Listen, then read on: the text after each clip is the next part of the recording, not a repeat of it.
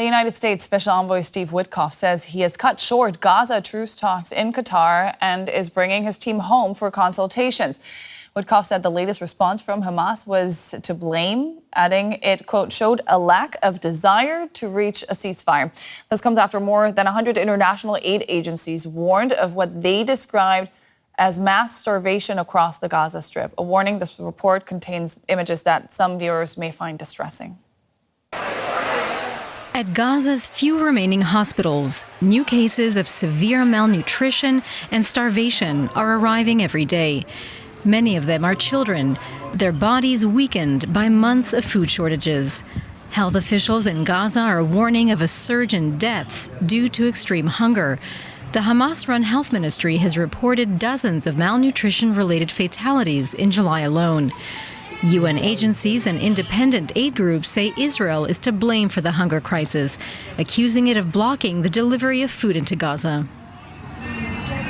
The biggest single obstacle to the aid operation is the obstruction by the Israeli government. The Israeli government put a total blockade on aid in place in mid-March after the ceasefire collapsed. They have allowed a little bit in the past month, but really nothing sufficient. Israel says that enough aid is reaching Gaza. It blames Hamas for disrupting aid delivery and looting, and also accuses the UN and other humanitarian groups of mismanagement. Food aid in Gaza is currently being distributed mainly by the Gaza Humanitarian Foundation, or GHF, run by American contractors. According to the UN, since May, more than 1,000 Palestinians have been killed by Israeli forces while trying to get food aid. The GHF disputes these figures, while Israel says its soldiers only fired warning shots. Witnesses tell a different story. They told us to come, saying there was aid. So we went, and they sprayed us with pepper spray, threw bombs at us, and then opened fire. A woman was injured in her foot and ear, and I saw another woman wounded in the foot. Then they started shocking us with electric shocks. Why did they deceive us, ask us to come for food aid, only to kill us? By God, our children are hungry. Have mercy on us. 21 months into the devastating conflict in Gaza, it's the most vulnerable civilians who continue to suffer the most. Graeme is an orthopedic surgeon with the UK's National Health Service who was working in several hospitals in the Gaza Strip until the beginning of July. Doctor, welcome to DW. Now, when you were in Gaza, what did you see in terms of malnutrition and hunger-related illness? We saw a lot of it. Everyone is hungry. All our patients were skinny. I should say that as an orthopedic surgeon, I have a narrow focus, but you cannot help but see when the patients are so very malnourished. We were there from the 13th of May until the 4th of June. While we were there, I made a point of visiting the malnutrition clinic at the NASA hospital where I was working. I was shown the inpatient ward with the little scraps of humanity, just clinging on to life. I made my own videos that are very similar to the ones you showed earlier. I was advised by the extremely professional, relatively young pediatrician, Dr. Gaza, about the screening program in the various sites in the south of Gaza, about the 12 cases of severe malnutrition diagnosed each day. So that was my first, if you like, dipping of my toes into the issue of malnutrition. But that was 6 weeks ago now. I'm in daily touch with my colleagues, and it has got significantly worse. There are not only are babies dying, I should say that within the malnutrition clinic, newborn babies are extremely vulnerable. And those that had an additional diagnosis, such as lactose intolerance, had no hope. When I visited, 60 lactose intolerant babies had died within weeks of birth because of the lack of formula and because of their mothers, who were starving themselves, could not feed them. It's just a as far as heartbreaking adults are account. concerned, Can I ask you about the capabilities hospitals have right now to actually take care of the many malnourished people? they have very limited capabilities because the hospitals don't have food either. The World Food Kitchen used to provide staff with a meal each day, but that's been greatly curtailed. Our current team who are with them now, who are prevented from leaving yesterday, are now back at the NASA hospital, and there is very, very little food either for staff or for patients. And how does severe malnutrition complicate surgeries and recovery for trauma patients, which I'm assuming were the bigger part of your patients while you were there? It makes an absolutely critical difference. A malnourished patient will not heal as well. A malnourished patient will be much more vulnerable to infection. Many of them with terrible wounds on top of starvation teeter on the brink of death when otherwise they would have survived. It's absolutely chalk and cheese treating a starving patient compared with a well-nourished one. You don't need to be a specialist in nutrition to know that. It's an absolutely fundamental tenet of medicine that nutrition is essential to the care of injured and sick people. Yeah. How are your colleagues, the medical staff, they're personally coping with the overwhelming number of patients, the limited resources, and in some cases, I'm sure, their own hunger? How do they do it? I think I was going to go on to say that Palestinian staff with whom we've worked for years and with whom I worked regularly when I was there for 3 weeks, they are starving themselves. They have no food. An anaesthetist by the name of Dr. Nizar Abu Dakar, whom as I say, I've known for years, he has been in touch up to and including yesterday. For the last 2 weeks, he's found it almost impossible to obtain food for himself, his wife, and his 6 children. For 3 days, they had absolutely nothing. I pressed him on this issue and said, "What did they eat?" And he said, "At night they have salt and as much water as they can drink to allow them to sleep." The day before yesterday, he said he had found an 8-kilogram bag of flour, which he had bought for $300. So there's a combination of which would be his salary, which would be his entire salary paid every second month. So there's a combination of lack of food, and even for people who should be the best provided in Palestinian society, the combination of no food and rampant inflation equals starvation. And he's expressed in his messages to me his distress at his inability to provide anything for his children. We have many other colleagues. A young man who's just finishing his student years. We employed him a year ago, but he stayed close to us. He has described his attempts with his brother to obtain 5 days in a row aid from one of the GHF sites.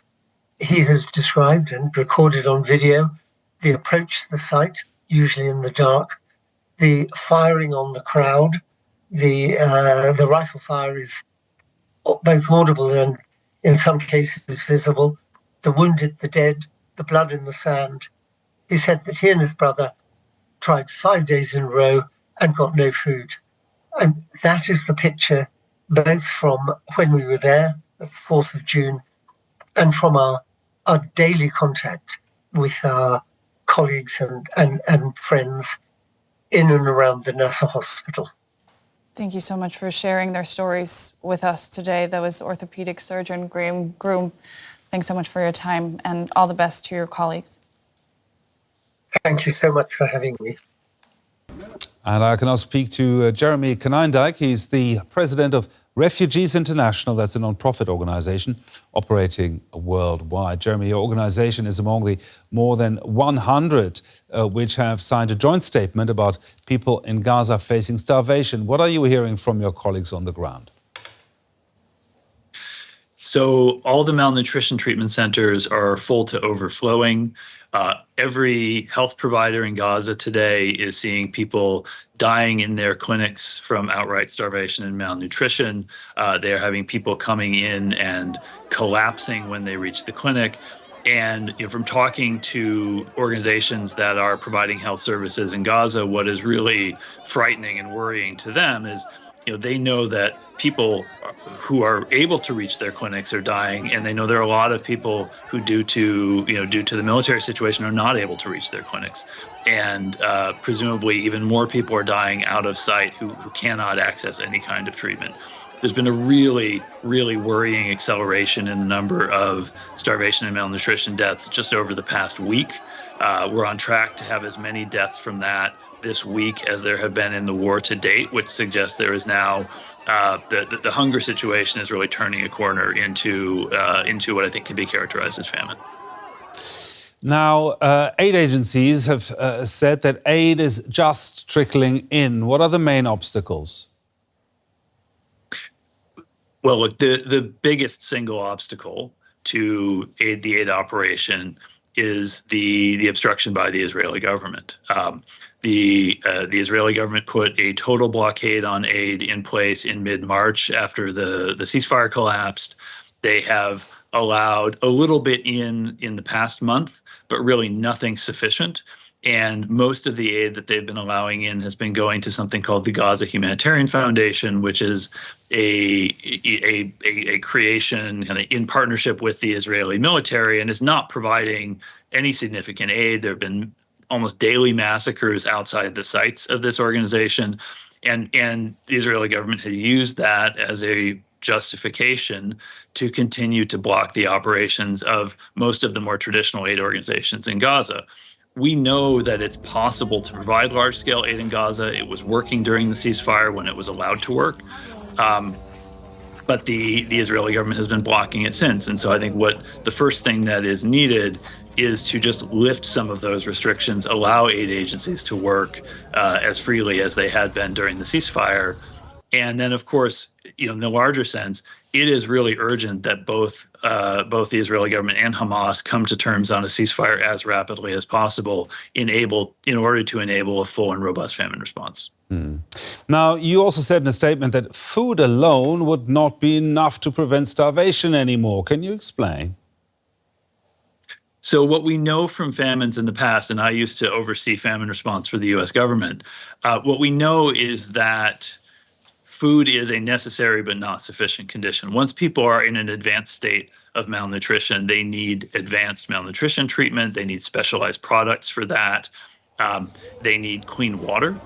Food aid doesn't do much good if people do not have clean water to drink and clean water with which to prepare the food. They need fuel to cook and prepare food. And importantly, they need fully functioning health system support.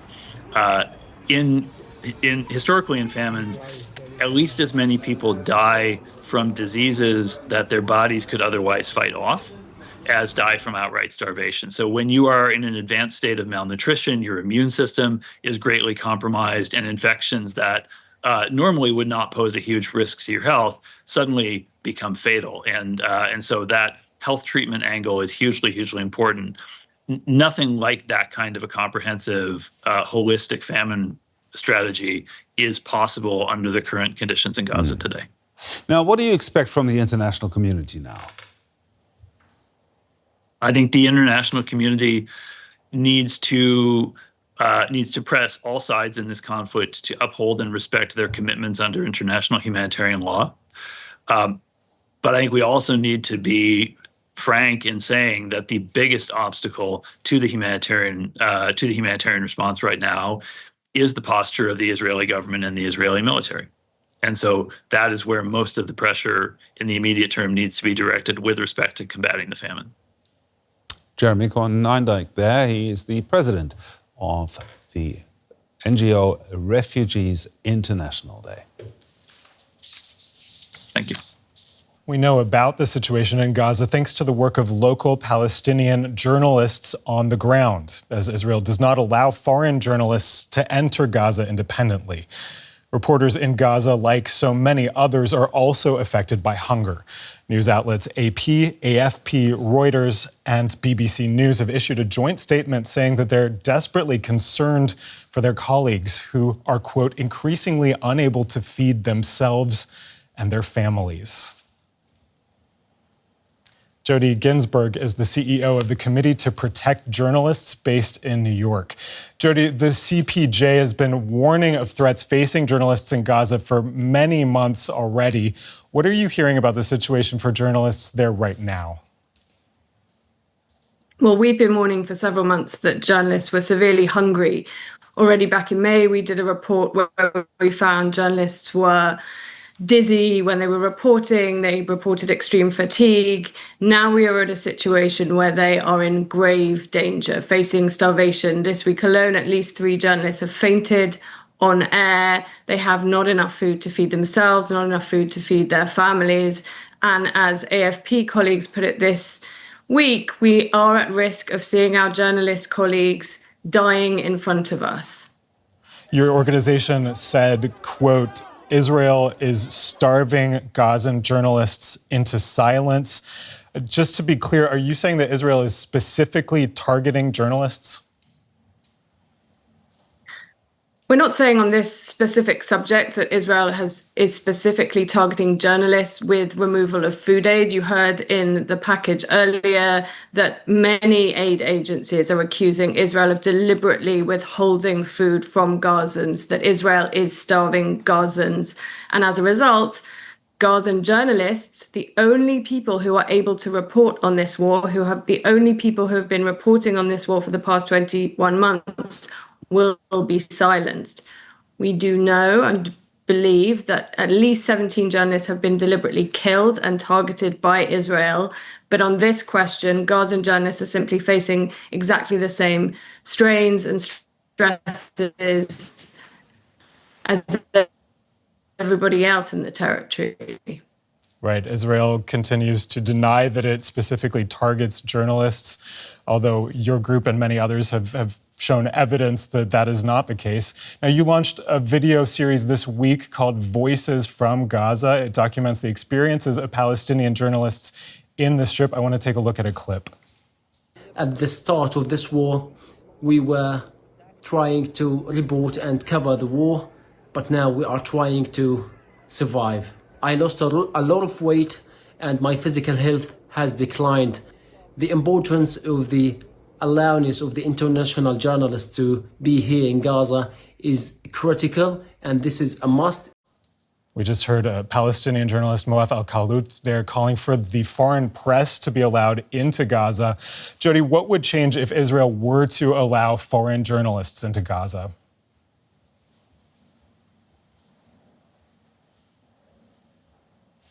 Able to corroborate what Gazan journalists have been saying for 21 months now. One of the reasons, of course, that Israel is able to continue to say that what's happening inside Gaza is not actually what's happening is because they are frequently smearing journalists as terrorists, as unreliable. So, of course, having external independent journalists in would allow us to be able to verify what those journalists have been reporting, and also it would give them some respite. It is unprecedented that there should be no international access to a war of this magnitude. We've never seen anything like it in modern warfare for this length of time. Those journalists have been reporting day after day after day with absolutely no respite, and it would give those journalists an ability to have some time off from reporting so that they can continue to do their really vital work. Now, just briefly, your organization has joined 100 aid agencies this week in warning of mass starvation across the Strip. What's been the response you've been hearing to it so far? It does appear that the international community is beginning to pay attention to this. We've certainly seen the likes of France and others take a stronger stance against Israel. But frankly, these are issues and These are situations that we have been warning of for some time, and the international community has failed in its responsibility to protect Gazans, to protect innocent civilians, to protect journalists who are civilians. And it is, we are seeing far too little, far too late, unfortunately. Jodie Ginsburg, CEO of the Committee to Protect Journalists, thanks for your time. Thank you.